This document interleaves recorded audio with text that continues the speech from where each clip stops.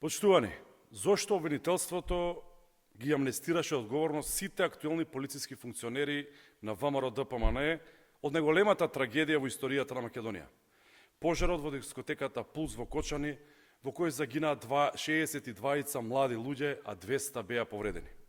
Дали обвинителството ги заштитува од одговорност овие луѓе по наредба на Христијан Мицковски? Зошто Христијан Мицковски лично и директно ја попречува истрагата за Кочани? Дали се плаши дека доколку обвинителството постапи согласно закон, истрагата за пожарот ќе доведе до него? Зошто од истрагата изоставен Томо Донев, кој од несреќата повеќе од година дена е началник за криминалистички работи во Кочани? Дали и Донев, како и останатите полициски функционери на ДПМНЕ во Штип и Кочани, е дел од параполициските партиски структури на ВМРО-ДПМНЕ, кои рекетираат и ја минуваат криминал во Источна Македонија? Дали Томо Донев е изоставен затоа само што е член на ВМРО-ДПМНЕ и редовно ги посетува состаноците на партијата во Кочани?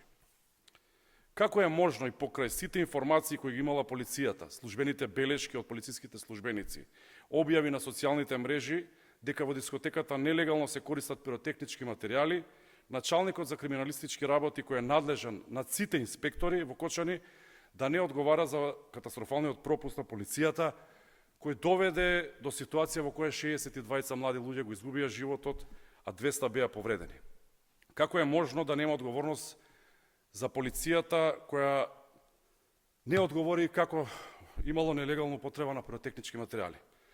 Токму Томо Донев е еден од хиерархијата надреден над одсекот во оружјето за експлозиви и опасни материи во Кочани, кој морал по закон да врши надзор над употребата за пиротехнички средства во градот. Дали партијата е пред правдата?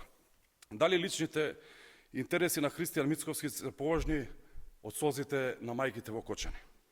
Доколку обвинителството ќе молчи пред фактите и доказите кои патуваат на кривична одговорност кај голем број актуелни полициски функционери, СДСМ, како одговорна партија, ама во вистинска смисла на зборот, нема да запре со овој серијал на пресови. Со име и презиме ќе ги именуваме сите оние кои ја завија Македонија во црно. Правда за Кочани мора да има. СДСМ продолжува со серија на пресконференции насловени како Вистината за Кочани. Благодарам.